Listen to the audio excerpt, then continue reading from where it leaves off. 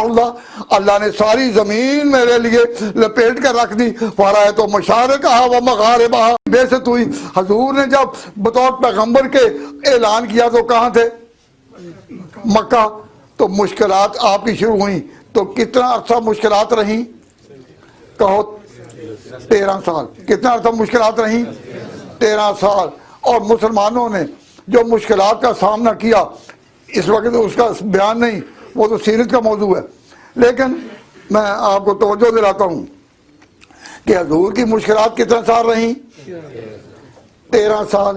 اس کے بعد مدینہ منور آئے تو آپ ایک سلطنت کے سربراہ تھے. مدینہ ایک مستقل سلطنت تھی، پہلی اسلامی سلطنت تھی، سربراہ حضور تھے.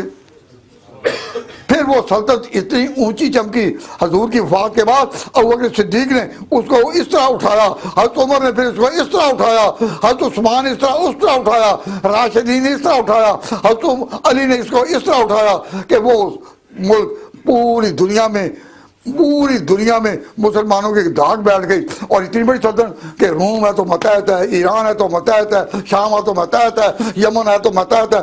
اور حضور کی امت کے قدم وہاں پہنچے جہاں کے بارے میں آقا ارشاد فرما گئے تھے. فرمایا تھا ان اللہ زوال علیہ الارض. اللہ نے ساری زمین میرے لیے لپیٹ کر رکھ دی. فرأیت مشارقہا و مغاربہا. میں نے اس کے مشرقوں کو بھی دیکھا، میں نے اس کے مغربوں کو بھی دیکھا، اور میری امت کے قدم ہر جگہ پہنچیں گے جہاں جہاں مجھے دکھایا گیا. تو کیا حضور کی امت کے قدم پہنچے یا نہیں؟ آپ کے قدم یہاں آئے یا نہیں؟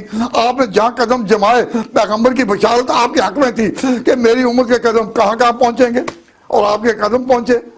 تو اتنی شوکت اسلام کو نصیب ہوئی کہاں؟ نبی پاک پر. تو نبی کی